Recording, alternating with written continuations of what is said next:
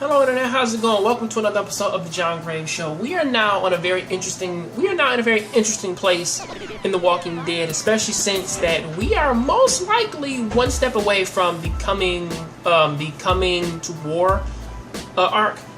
As now we are kind of upon the stretches which actually kind of lead into it. And this episode, it does a really good ass job of actually recreating the interesting moment of when Carl actually snuck into Negan's base and killed some of his men, and then Negan just took him on a tour. You know, same as when Jesus basically found Negan's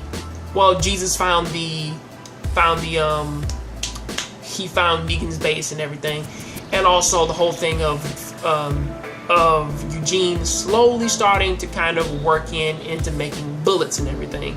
We even get, and hopefully we get to see fucking Spencer die the next episode, because his bitchness is fucking with me, okay? His bitchness is fucking with me, and I don't like it, okay?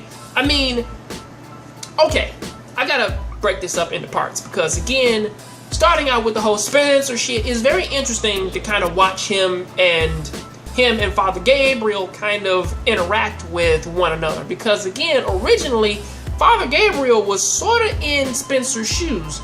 You know, sort of looking at Rick and his people as a problem, of basically saying that, okay, you fuckers are literally problem. I mean, like, you motherfuckers are literally poison, okay? And I most likely have to kill you fuckers or move you on somewhere and have you all die, because again, you're all a fucking problem. You know, I don't like the fact that you kill other people, and I will bitch that to you like until you get it. But then he slowly understands that, well, if it wasn't for them, I might be dead, so I have to try harder.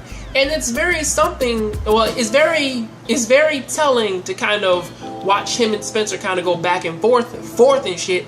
But Spencer basically saying, or at least he even does this with Rosita, who's, again, she's taking this loss very fucking heavy, of saying, well, now you can basically become Negan's his lapdog, and you can go out there and get his supplies and shit, but that does not make you a better leader than Rick. And the weird thing is that Spencer's reasoning for saying that is that my mother was in Congress and Rick was a cop.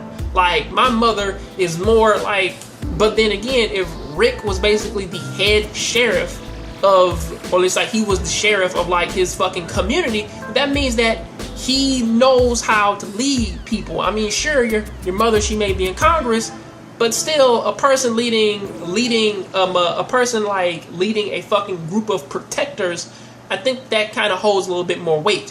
And also, moving on from that bull, let me kind of touch a little bit upon the whole Rosita and the Eugene debacle.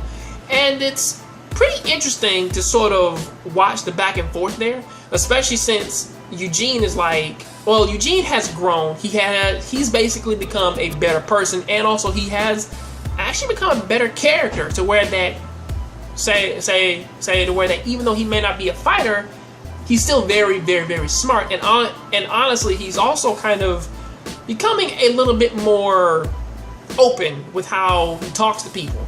You know, I mean, of course, like, leave it up there to basically somebody out there who's going through something to take your past mistakes and throw that shit up in your face, you know, such as what Rosita did to try and force Eugene to make the bullet for him, as he's basically breaking this shit down, of saying that it don't matter how stealthy you are, no matter how good of a shot you are, you're basically going to be in Carl's position, like when he fucking snuck in with a goddamn, took one of their automatic rifles and killed 2 of his men.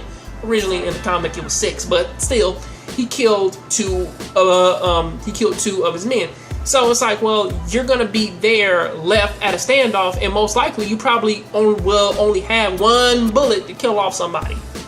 You know, so that's usually kind of how that goes.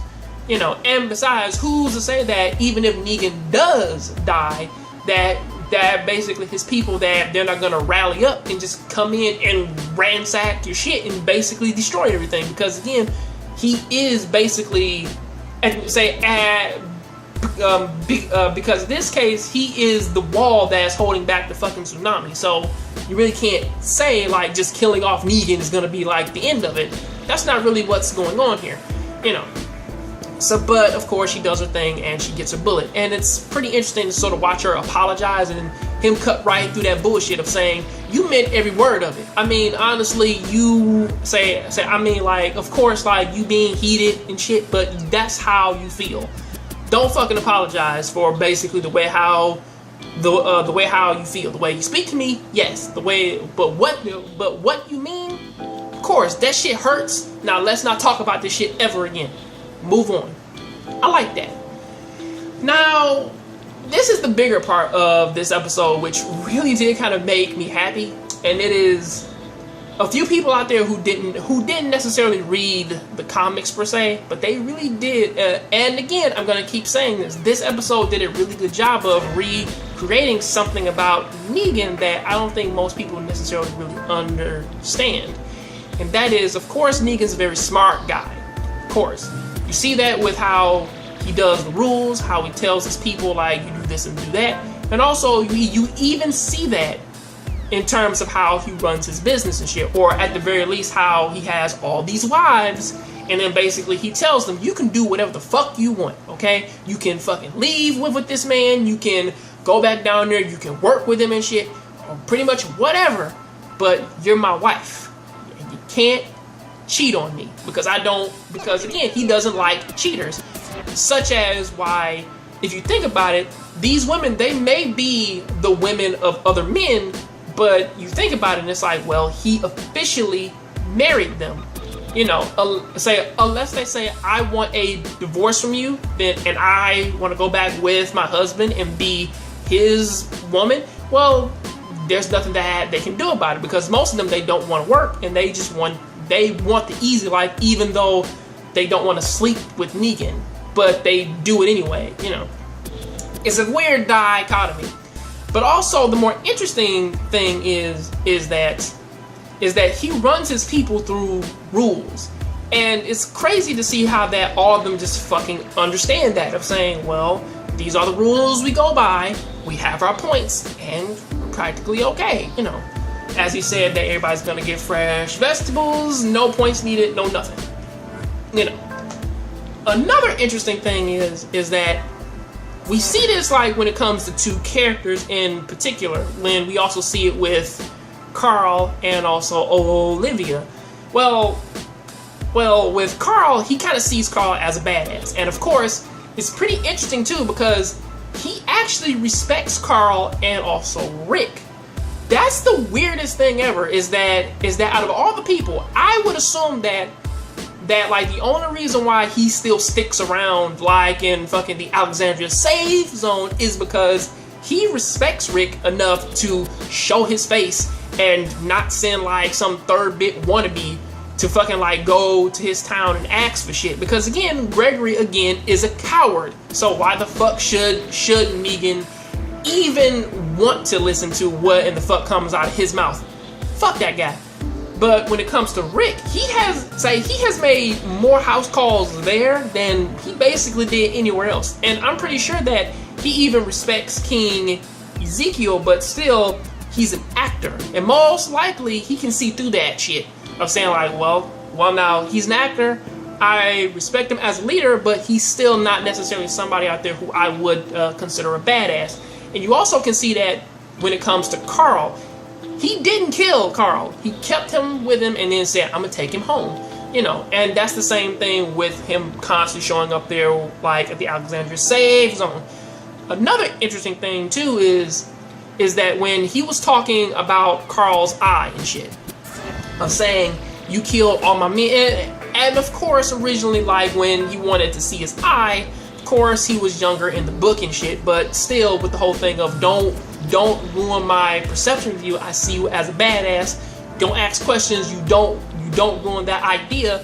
But then you also sort of see that he kind of forgets that Carl is a kid, or at the very least, or basically at the very least, he's still a very young man who's just lost an eye like not too long ago, and it's something that's still nagging at him, or at least at the very least he keeps that eye hidden. So it's one of those things which that he doesn't understand the boundaries, such as when Carl does show the eye socket and he starts crying and shit, you actually see him like take a moment and just say, I'm sorry, I didn't mean that. I didn't mean to hurt your feelings.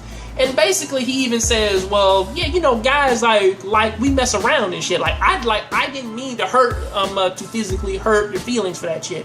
I didn't mean it. You know, and you even see like a crazier report of that along with Olivia, of saying like that when he was talking about her weight and then she started crying and him saying, I am very sorry because I didn't mean to hurt your feelings. Because sometimes he just doesn't understand the boundaries, which kind of plays a little bit more like into that little montage of them showing him like shooting darts and shit.